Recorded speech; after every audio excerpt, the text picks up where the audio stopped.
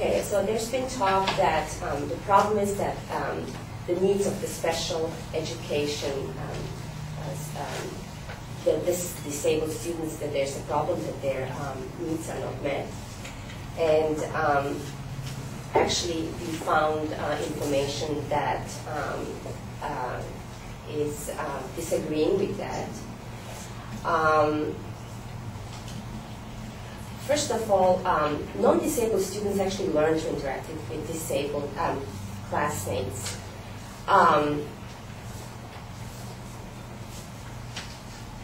Actually, no, what I meant to say is students with disabilities learn through interacting with non-disabled students. They acquire basic communication and motor skills through interaction with peers without disabilities who provided them with cues, prompts, and consequences. So they can see, because when you're disabled, and if you're not able to be with the non-disabled students, you're not going to know of how to live in the regular world and how to socialize and interact with the regular world. So I think it is important that they are in contact with the students, and then they can learn from them. And also, like, the opposite is true, that non-disabled students also learn from disabled classmates because they're exposed to a different reality.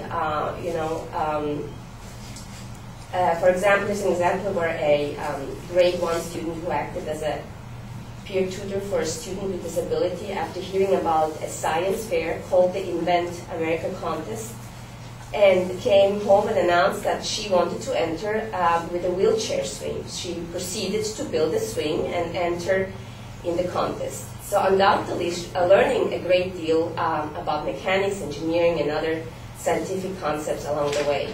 So her friendship with that peer with disabilities actually provided motivation for her to acquire conceptual skills and knowledge that would not, otherwise she would not be exposed to.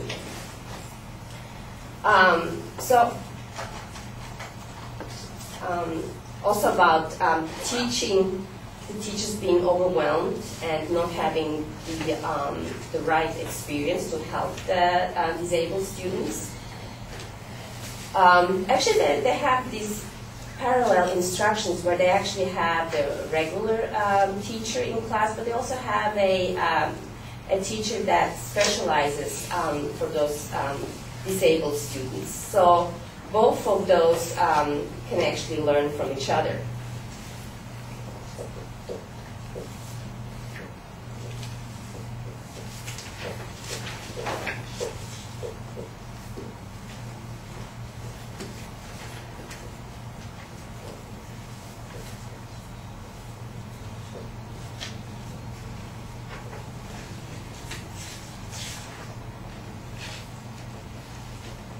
So regular teachers get help through parallel instruction with special education teachers. Parallel instruction increases other students' perception that their peers with disabilities are a part of the class and they can work with others, leading to an enhanced sense of belonging. And teaching techniques and assessment tools from both special and regular education can be combined to determine the best instructional adaptation for an individual child. So general education teachers who have regular opportunities to collaborate and consult with professional peers show evidence of increased instructional skills as well as decreased tendencies to make referrals to special education.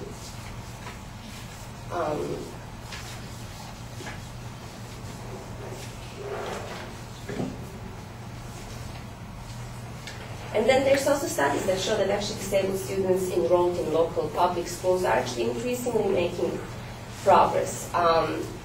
There's a study from the U.S. Department of Education that says more children with disabilities are not only attending neighborhood schools, but are also receiving access to the general education curriculum and learning a wide variety of academic skills. In 2008, they reported that around 5 million students with disabilities were educated in general education classrooms, for at least part of the day, depending on their individual needs.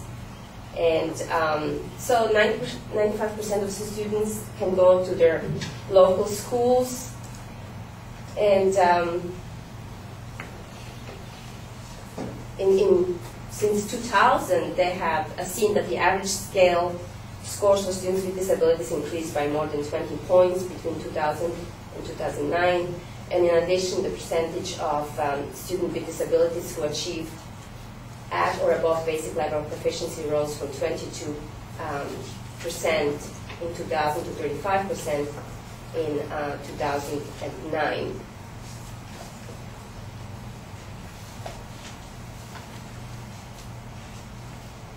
And actually, there's also some studies that actually show that a lot of the teachers do see themselves as skilled in accommodating special education students.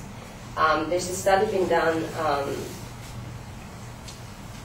where they proved that 42% of teachers rated themselves as being very skilled at making adaptations for students with disabilities.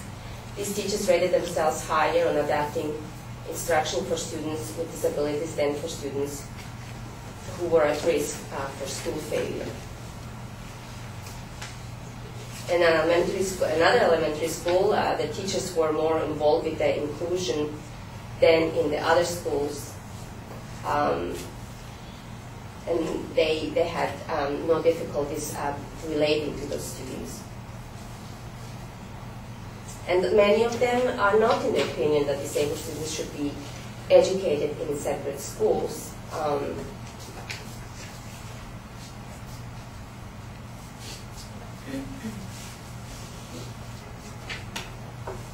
Across all 4 secondary schools, very few educators thought that students with special education needs should be taught in the general education classroom without some form of supportive assistance. An average of 6% across school thought that this was the best option. And of course, there's sometimes if certain students due to their disabilities cannot be helped, there is actually special programs within the public schools.